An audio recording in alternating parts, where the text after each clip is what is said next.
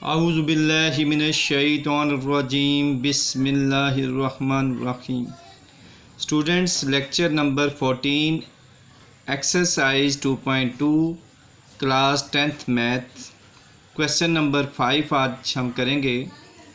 Prove that 1 plus omega into 1 plus omega square into 1 plus omega 4 into 1 plus omega 8 up to so on 2n factor is equal to 1। Student, ये question जो है very most important है और बहुत सारे teachers इस question को गलत तरीके से हैंडल करते हैं। तो इस क्वेश्चन को जिस तरीके से मैं करवा रहा हूँ आपने इसी तरीके से करना है, ठीक है। इसके अलावा आपने कोई भी अल्टरनेट मेथड अगर आपके सामने आता है तो आपने पहले मुझसे वेरिफिकेशन करवा लेनी है इसकी, ठीक है स्टूडेंट्स। बड़ा इंपॉर्टेंट सवाल है, ये लॉन्ग क्वेश्चन के तौर पे पूछा जा सकता है आपको। क्वेश्चन शुरू करने से पहले स्टूडेंट्स, वो स्टूडेंट्स जिन्होंने अभी तक चैनल को सब्सक्राइब नहीं किया या जो मेरे चैनल पे न्यू हैं तो वो जल्द से जल्द चैनल को सब्सक्राइब कर लें, बेल आइकन पे क्लिक कर लें ताकि हर आने वाली नई वीडियो जो है वो आपको वक्त पे मिल सकें। स्टूडेंट्स, वीडियो को पूरा देखा करें ताकि इसके अंदर बताई जाने वाली बातें सारी आपको आपके नॉलेज में इजाफा कर सकें, क्योंकि ऑब्जेक्टिव जो है कंसेप्चुअल बेस जो आएगी वो सारे ये जो इंट्रोडक्टरी लेक्चर होता है इसके अंदर जो चीज़ें बताई जाती हैं उन्हीं में से आएगी। तो students, now take left hand side. हम लेफ़्ट हैंड साइड लेंगे 1 plus omega into 1 plus omega square into 1 plus omega 4 into 1 plus omega 8 up to so on 2n factors. Student, हमेशा याद रखें हमने जितने भी क्वेश्चंस किए हैं वो n फैक्टर्स की फॉर्म में किए हैं। तो अगर हमारे पास 2n factor, 3n factors, 4n factors, 5n factors आ जाए तो सबसे पहले हमने उन्हें n फैक्टर्स में चेंज करना है। जैसे यहाँ देखिए 2n फैक्टर्स लिखा हुआ, तो इसका मतलब है कि हम टू वैल्यूज़ का एक सेट बना लेंगे। फर्स्ट 2 वैल्यूज़ एक स्क्वायर ब्रैकेट में लिख दी, नेक्स्ट 2 वैल्यूज़ एक स्क्वायर ब्रैकेट में, अगर नेक्स्ट 2 होती तो उनको भी एक ज़्यादा स्क्वायर ब्रैकेट में लिख लेते। अप टू सोन ये किस में कन्वर्ट हो जाएगा, n फैक्टर्स में, ठीक है स्टूडेंट्स।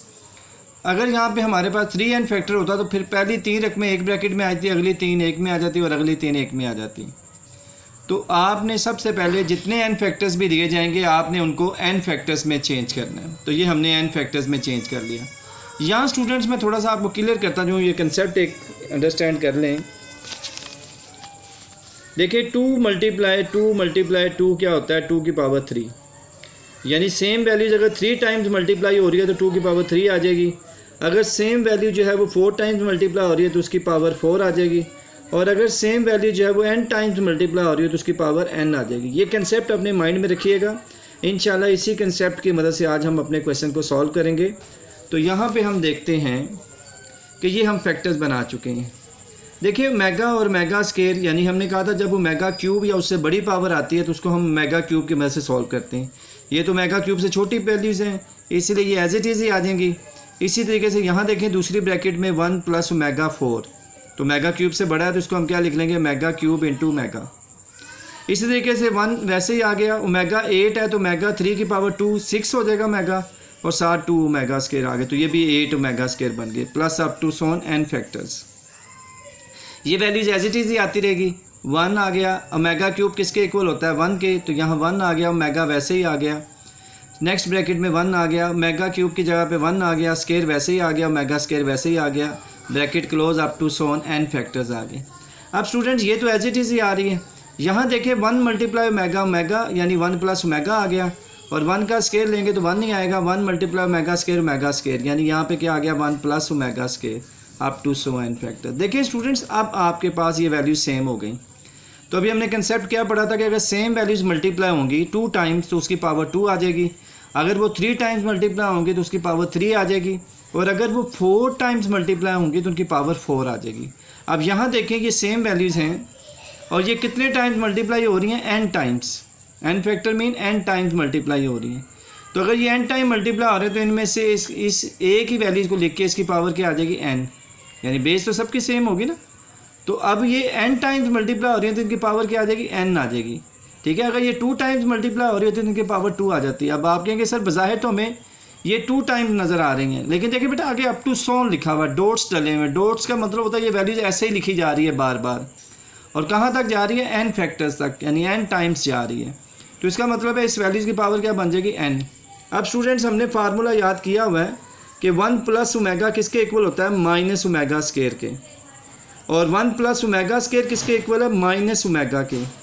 तो होल पावर n वैसे ही आ गई, minus minus plus omega square into omega, omega cube. अब यू नो दैट कि ओमेगा क्यूब किसके इक्वल होता है, 1 के, यानी 1 की पावर n आ गई। और यू नो दैट स्टूडेंट्स, आप जानते हैं कि 1 की कोई भी पावर ले लें आंसर 1 ही आएगा।